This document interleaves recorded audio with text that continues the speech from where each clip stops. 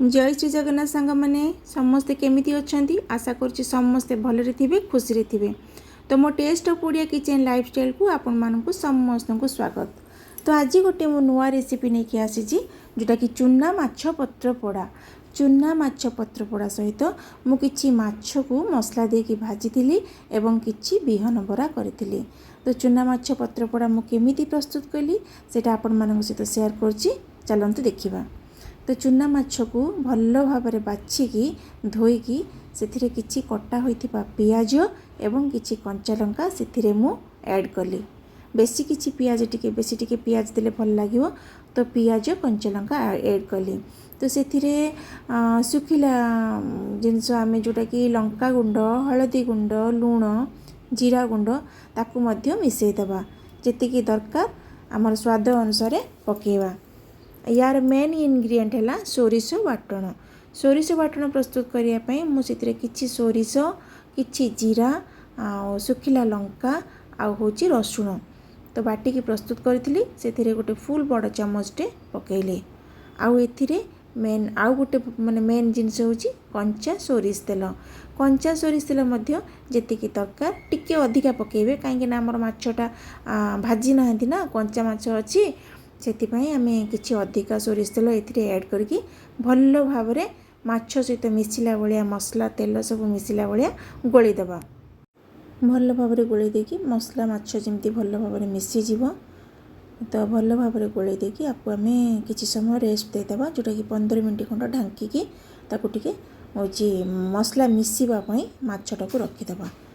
भेदिवो जमती माछटा भेदी जीवो, तो मसलाटा को गोले देकी 15 मिनट खंड रेस्ट करदेबा।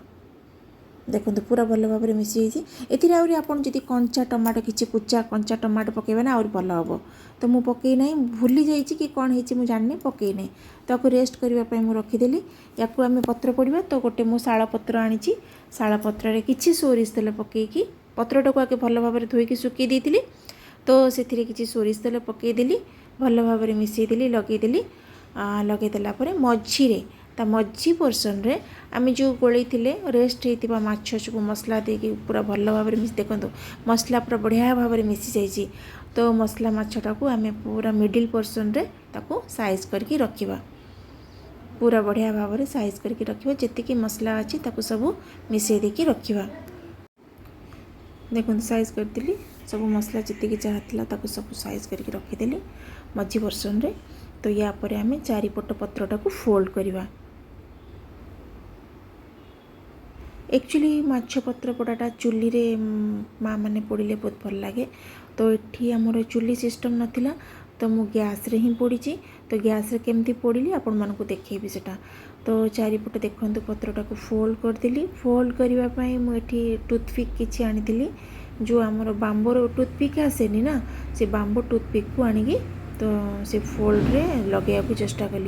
टूथपिक को 4 खंड करदेली, कहीं बड़ टूथपिकटा हो पारिबनी। तो 4 पीस सेमती करदे कि छोट छोट पीस करदेली, सब गुड़ा मारिबा सुविधा हम।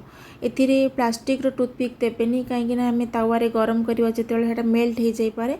तो बांबर जो स्टिक आसूची टूथपिक आसूची सेटा को छोट छोट पीस करके एमती चारिपटे पिनअप करदेली। देखो साइज करके पिनअप करदेली, जेतिकी दरकार सेतिकी पिनअप करदेली।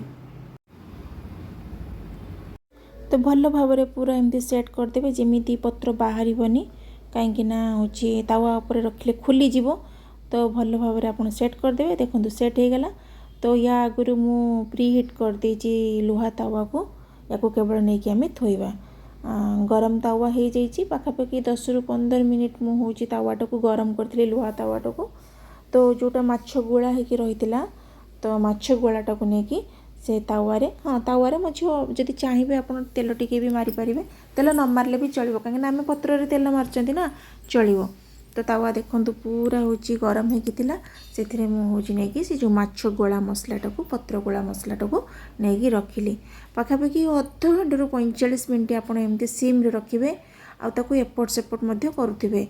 10-15 मिनिट थारे माछ पत्र पोड़ाटा को एपट सेपट करुथिबे, कहीं एपटटा हेले सेपटटा भी हेबा दरकार। देखंतु मु आर पट्टा भी भल भाव में पोड़ी जाइए, एपट्टा भी भल भाव में पोड़ी जाइए। तो माछ पत्र पोड़ा रेडी। तो बर्तमान आम आपको काढ़ी देखिबा, गोटे जगह को नहीं आसीबा। देखंतु टूथपिक जी लगी सब गुड़ा बाहर कर देछि। पत्रपोड़ा भी मस्त होती, टेस्ट भी बहुत बढ़िया होता। बहुत गरम अच्छी तो से धीरे धीरे बाहर करछि। देखंतु पूरा बांफ बाहर सुपर लुक। तो या पाई केवल पखाल आइटम दरकार नहीं सांग मैंने। तो पखाल तो खाई हेबनी कहीं सबुआड़े वर्षा चलती, आपण मान एरिया भी वर्षा हो तो पखाल खाई हेबनी। गरम रे काम चलेदेवा, गरम रे हो पछे आपण सुखिला गरम भात भी आपको खाई पारे, एते टेस्ट होता। एपटे माछ बाहर गरम गरम बाहर बाप छुआ सेपटे ताटिया धरिकी बसचंती जे आमको दियो आमे खाइबू। तो समस्त घरे भी से होतुव, सेटा होची किछि नुआ कथा नुहे। मो घरे होतुव, आपण घरे होतुव, समस्त घरे होतुव। तो सांग माने मो रेसिपी केमती लागिला, मो माछ पत्रपोड़ा आपण मानकु जदि भल लगी थाए तो सुंदर भरा कमेंट देबे। कमेंट देले मोर इच्छा हबो नुआ नुआ रेसिपी करबा पई। तो निश्चित भर भर की कमेंट देबे, सुंदर भरा कमेंट देले मते टिके भल लागिवो। तो आशा करुच्ची आपण मानकु समस्त को मो रेसिपी भल लागिथिबो। जदि भल लागिथिबो तो निश्चित लाइक टे आ कमेंट देबे। रहुची जय जगन्नाथ।